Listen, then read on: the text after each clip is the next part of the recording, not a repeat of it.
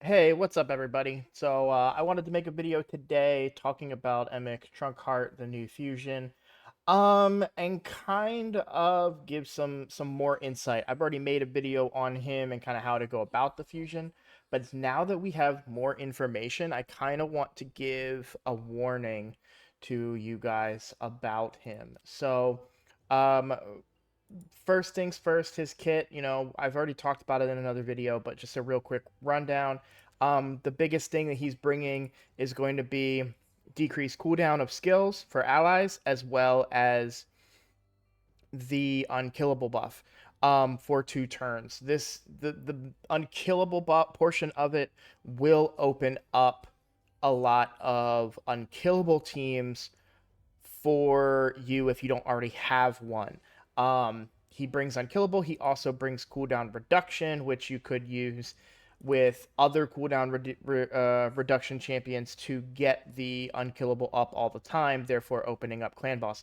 It is not as easy as it may have originally seemed, or at least according to other content creators have been talking about how it's kind of hard to get him working the right way. You may need to have a stronger team than originally. It's not as easy as as the other block damage guy. What's his name?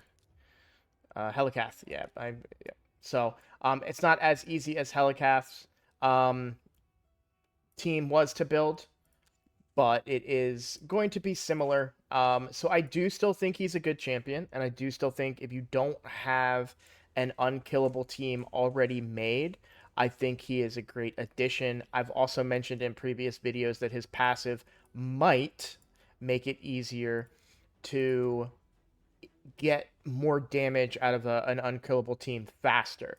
When I made my unkillable team, it took me a long time to get the damage to a 1 key point. So potentially with his 20% increasing of damage across the whole team, you could hit that point much faster. That being said, I wanted to talk about some of the problems about the fusion going for Emic Trunkheart. Um, I've gone over this in another video, but again, this is the layout. So I mentioned the Dragon Tournament is the only thing going along with this Dungeon Divers. Um, Part of the problem that we're seeing with the current events is that they cost a lot more energy than other things that we've done in the past. The Dragon Tournament seemed very normal, very fine. I was able to do this very quickly, very easily, with very little, the normal amount of energy. However, when it came to the Dungeon Divers event, it took a lot to get up here. Now, I will note that this was all dungeons up until this last bit when I started doing the champion training, and I can see I have made quite a lot more points um, towards this gold chest here. That's just from doing champion training tournament, which I've been doing lately. But this was a lot of energy, a lot more energy than it felt like, anyways, a lot more energy than we may have used in the past towards these events. And I wanted to give a word of caution because it's not too late to kind of get out, right? Um, Fire Gun, and I'm just gonna call her Fire Gun because I'm sure it's pronounced more Gaelic than that, but for just because I don't want to put on a silly accent for you guys, Fire Gun could be a pretty decent champ. This is my first time looking at her kit, but she's gonna decrease bombs, has a 20% chance of placing bombs, instantly detonating bombs placed on that random enemy. All bomb debuffs placed on the skill on enemies whose max HP will deal 20% more damage. So there could be some bommel resources out of this champion. What else do we got? We got 2 bombs. Debuff spread, taking 1 bomb debuff and placing it on other enemies. That's really good. Um, will deal 50%. Oh, interesting. So these bombs do more damage, if I'm reading that correctly.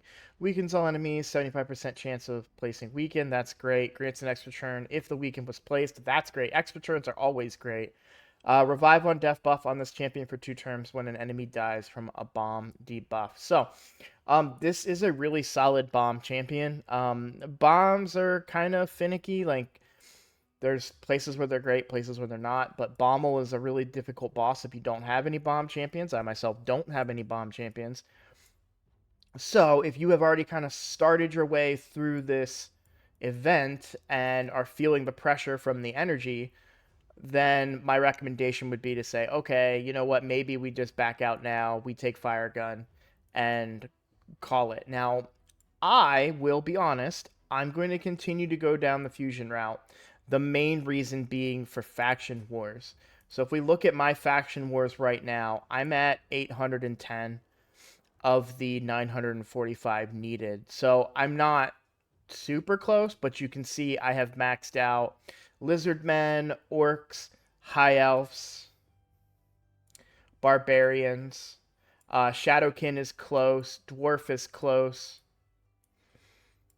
And honestly, Dwarf is just, I've been playing catch up. So I'm at a point now where I think, well, if I'm at 61, it means I did the boss, but someone died. So I think I just need to rerun it and try and see if I can complete it without someone dying. But I'm getting close on a lot of these factions, and this is where I'm putting all my energy into the game currently.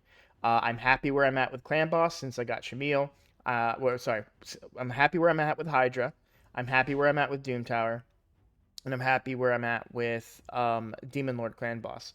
So faction wars for me is where I want to progress so that I can get Lydia.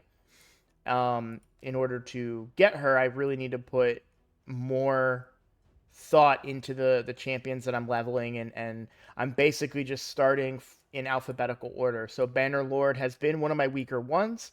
I do have quite a couple legendaries in Banner Lords now, and I'm slowly going to be building the Banner Lord team up to get them completed. Then once Banner Lord is done,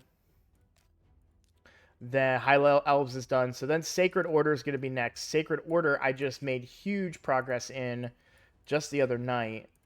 Was it last night? Yeah, it was last night because I have Inquisitor Shamil. So Sacred Order was stuck up. I had 1 star on this boss, and I could not clear this level. And so I cleared these 3 levels relatively easily. And I was able to get the boss to 3 stars as well. So I feel confident that with a little bit more work into some of the champions, I've got as far as my, well, this isn't a video about faction wars. My point was that for faction wars and the Sylvan Watcher Crypt, I'm going to need some strong champions. I do currently have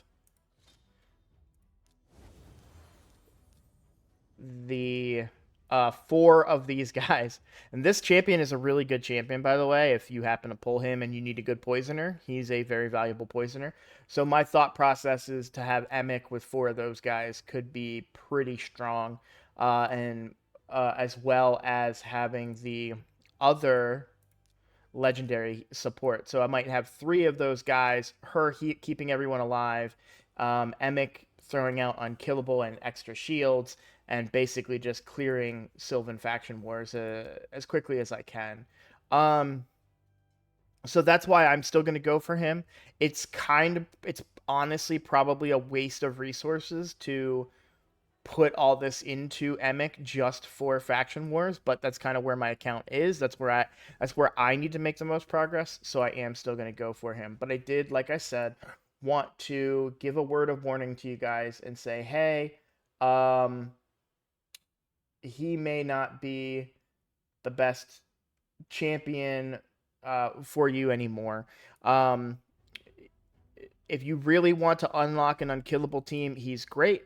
He's that great opportunity to kind of get 2 birds with 1 stone there. You get a cooldown reduction and you get the unkillable, but you will need to still pair him with other champions. So it may not be a guaranteed. But you know, I just wanted to make sure that you guys knew it sounds like this event is going to take a lot more resources than we've used in the past, probably because it's a void and it was super hyped up beforehand. So, yeah, if you're going for him, good luck. If you're not, I do recommend Fire Gun. Is Bale? Yeah, is Bale. But yeah, that's the video. I hope you enjoyed. We'll see you in the next one.